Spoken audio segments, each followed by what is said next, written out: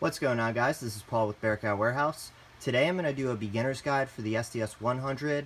I'll show you guys some tips and tricks for this radio, so just hang tight and we'll cover those features. The first thing we're going to cover is adjusting the volume and squelch. So the volume knob is on the top of the radio here. So to adjust it, you just press it down, and then you can dial it clockwise to make the volume louder, or counterclockwise to turn the volume down. So then to adjust the squelch, what you're going to want to do is you're going to hit the function button, which is the green button on the side of the radio. So you're going to hit that button, then you're going to press down on the volume knob, then you'll see your squelch level at the bottom. That's how you adjust it, just counterclockwise or clockwise. And then once you have the squelch setting set on 2, that's a sweet spot, you're just going to leave it there. And you can also see your volume level and squelch level at the top of the screen there. Alright, for the next part, I'm going to show you how to use the hold keys. So the radio has 3 hold keys: system, department, and channel. And you can see they're labeled here on the screen.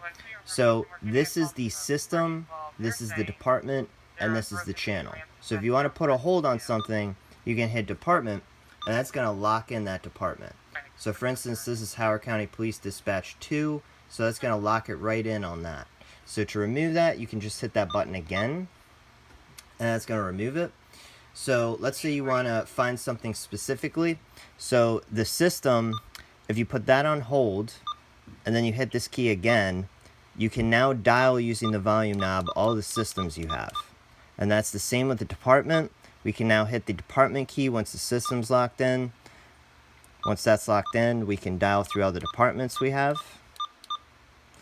And then if you wanted to find a particular channel, you can then use the channel key, and then you can dial through all the different channels that this department has. And then to remove them, you just tap the keys again, and then you're back to normal scanning. Alright guys, for the next part, I'm going to show you how to avoid a channel. So if you have a channel up here that you don't want, you can just hit the avoid key at the bottom. That's going to avoid it.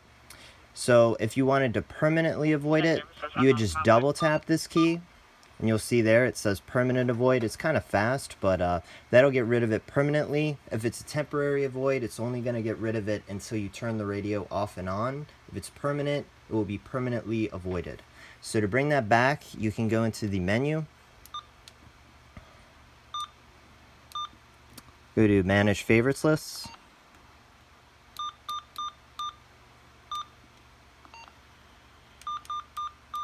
you're going to have to go into that list where you avoided that channel.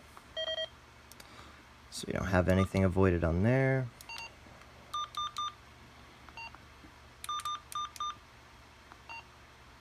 Alright, so now you can see where I have my avoids. So to stop all avoiding, you can hit the E button. And then you can see I have another avoid on here, so we'll go ahead and remove that. Alright, now all the things that we've avoided are now back into the pool. So to go back into normal scanning, you can just hit the dash key.